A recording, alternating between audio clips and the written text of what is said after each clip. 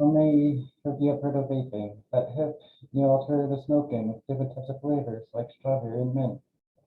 That smells so much better than those rotten old cigarettes. So why is vaping so popular? Well, first of all, it's seen as a safer alternative to smoking that helps get rid of their addictions to cigarettes. It also boosts their social status by trying this new drug. And it has so many flavors that smell so good. It must not be that bad, right? Well, today I'm going to persuade you not to vape. Just like Edna Mode did with Mr. Incredible with the capes. So I'm going to say no vapes. So I'm going to talk about the ingredients that are used in the e-cigarettes that you use. So the first one is nicotine, which is a highly addictive chemical that is found in tobacco plants that can cause serious health issues like seizures, strokes, heart attack, and increased blood pressure. Next thing is propylene glycol, which is a food additive which helps preserve the moisturizer, dissolve colors and flavors. It also is used in antifreeze and paint solvent, so it's used in machinery. And there's alkaline, which is a colorless liquid with awful piercing smells that are formed in fat heated that is used to kill weeds and can cause irreversible damage to your lungs over time.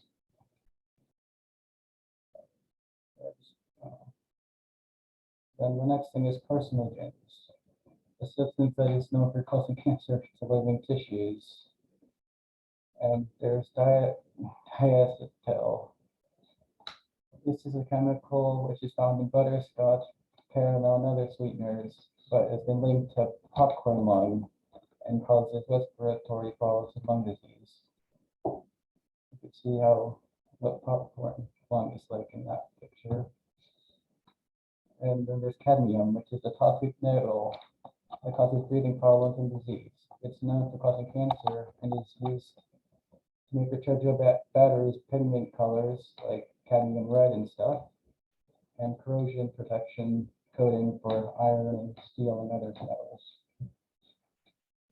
And then there's benzene, which is either colorless or a light yellow liquid at room temperature that is highly flammable and mostly produced in volcanoes and forest fires and evaporates into air very quickly. It's used in gasoline, cleaning products, adhesives, tobacco, smoke, and glue. And then there's diethylene glycol, which is a colorless, odorless, poisonous, and hygroscopic liquid with a sweet taste that is used in antifreeze and is linked to lung disease. And from those ingredients, you see that most of these cause cancer, like lung disease. Not safe. So why should you do it if it has nicotine? Then how are you going to stop becoming addicted to smoking if it's got the same ingredients pretty much and has the same amount of risk pretty much. Might not have as many diseases or cancers linked to it, but it's still bad for your health. And just because it's not as bad as smoking, it's not a good reason to continue to vape. And you look like this Chris Griffin if you smoke. You kind of look a big douche, like it's an image joke in a TV show. And studies have shown that vaping hasn't stopped people from getting addicted to smoking cigarettes. They usually continue to smoke both types, so that one thing that's advertised is wrong and a lie, and that one main reason that people do use e-cigarettes is just not true.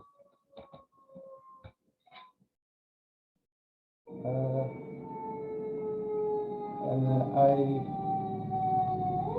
suggest for you, well, now that I've talked to you about the ingredients and what it does to your body and the types of problems that the ingredients could cause to your health, I suggest that you try to inform your friends who might do it to stop when they try to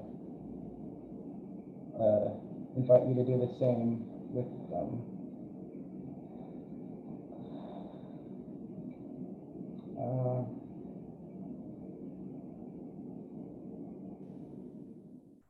I agree that smoking is is more dangerous than vaping, but that's not a good excuse for you to vape. And it's just as dangerous as smoking is in my eyes. Do you really want to risk having cancer or lung disease? I don't. Do you really want to be treated like a machine in a way? Because most of the ingredients are like used for cars. And are you a machine? No, you're a human being.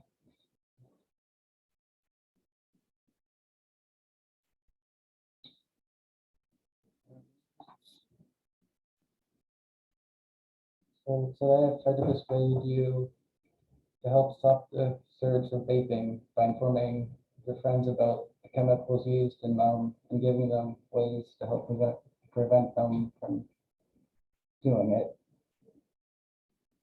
Uh, so the motivation for this speech was that one of my friends from middle school, we like split up in high school. I went to, I lived close to this public school called Dartfield High School, but I went to this Catholic school quite a day, so I lost a bit of contact with him. But one day when I was walking home from school, I saw him vaping, and that was like the beginning of the downfall of his life pretty much. He began to like smoke weed, and he quit school, and he had to go to Utah to go and get help, and it almost ruined his chance of going to college because he couldn't get the credits anymore like he was originally planned to. And I just want to prevent that from happening with other people because these could ruin people's lives and the people around them.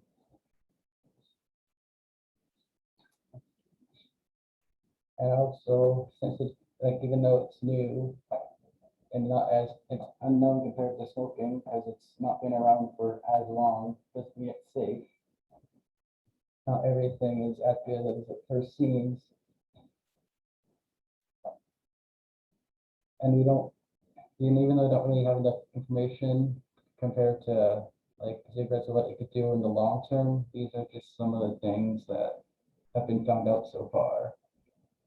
And smoking may look, vaping may look cool, but it isn't because it can destroy your body. The activities you can do, your breathing capacity, and it could potentially ruin your ability to have fun with friends.